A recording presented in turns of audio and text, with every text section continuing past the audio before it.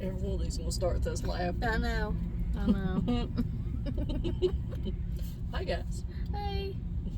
We're back. We've been telling some good ones on Ann. I guess it's time for mine.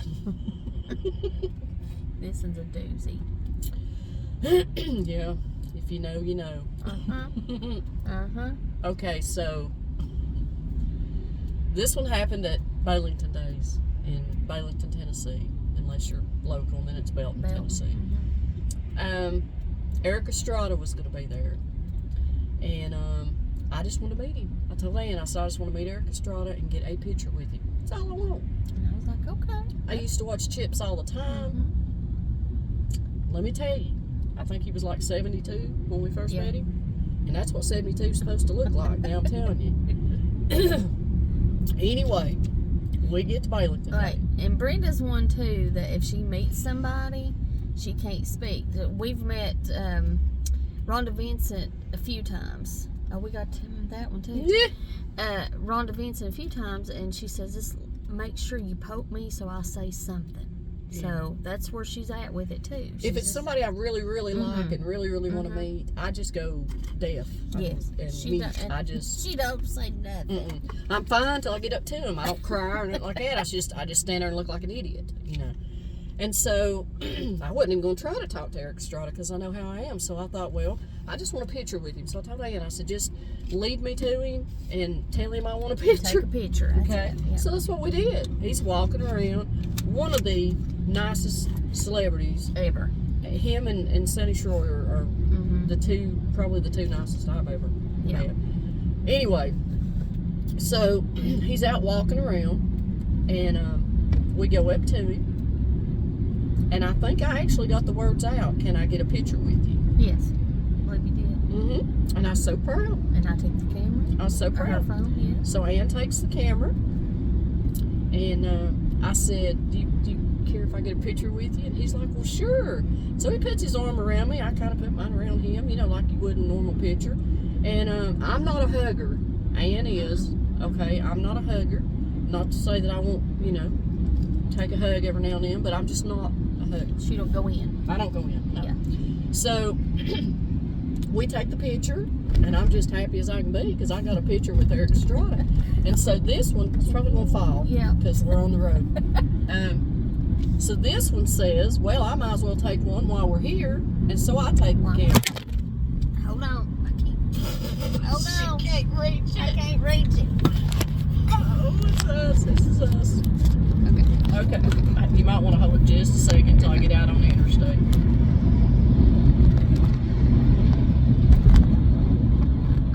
Okay.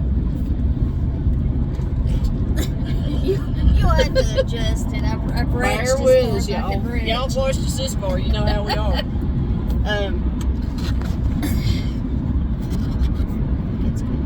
All right.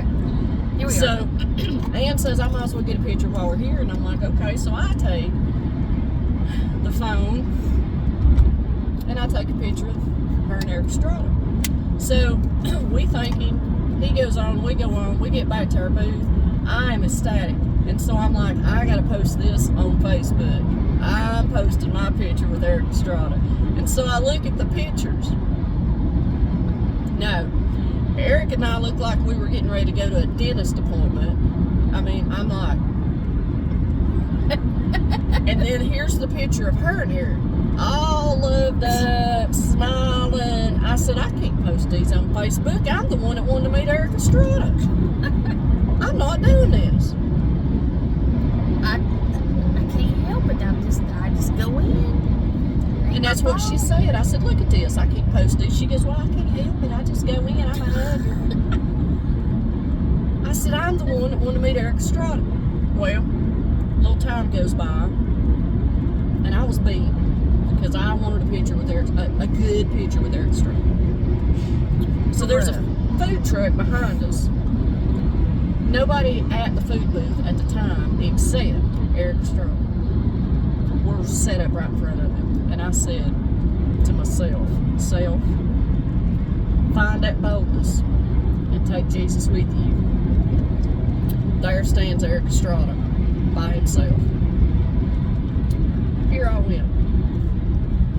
And I still cannot believe that I walked up to Eric Estrada and said these words. I said, we have a situation. Yeah. He said, what's that? And I said, I'm the one that wanted to meet you. And I said, look at these pictures. I said, here we are going to the dentist, and here you and my friend all loved up. And he said, well, honey, we can fix that and love me up. And so she got another picture because Brian was standing there with her. Brian had went with me, the Reverend Seagrass had went with me to encourage my boldness. And so he took the picture. It was a good one. It's a good picture. I was happy with it. Yeah. I was happy with it. Yes. So later on, he came back through walking around and stuff. And Marge, if you didn't remember Marge in charge, Brenda and her had this little plan.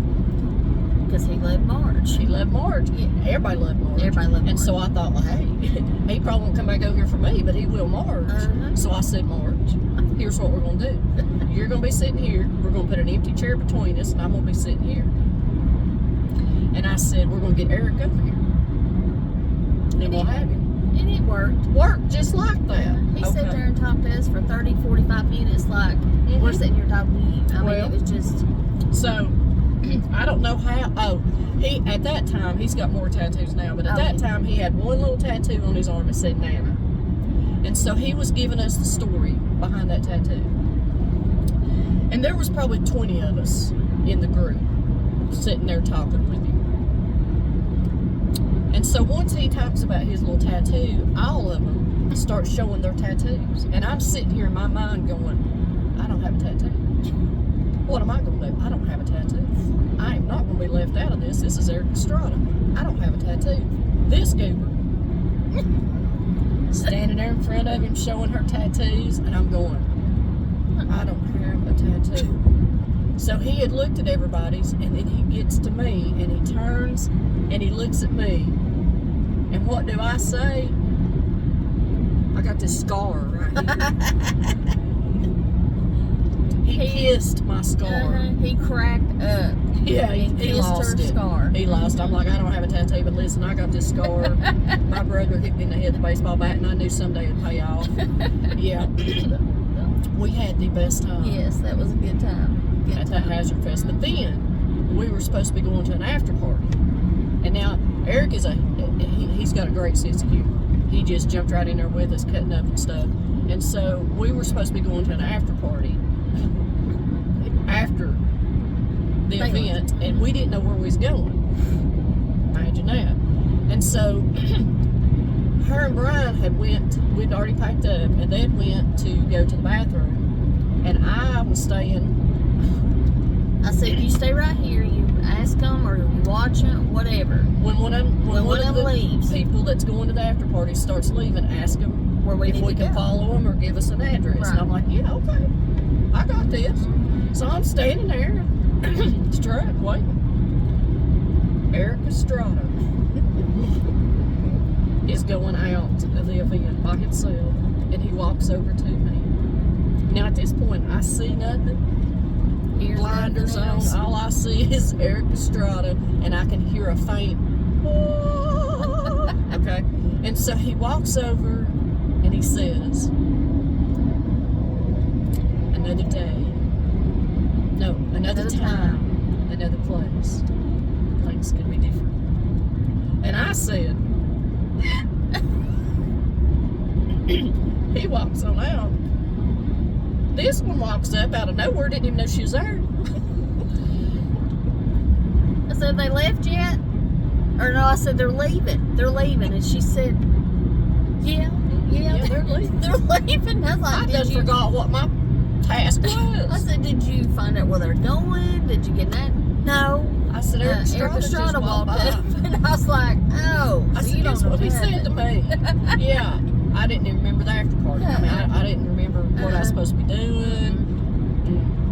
Now that it was a great weekend. It was a good weekend. Yeah. So there's that story. Love y'all. Love y'all.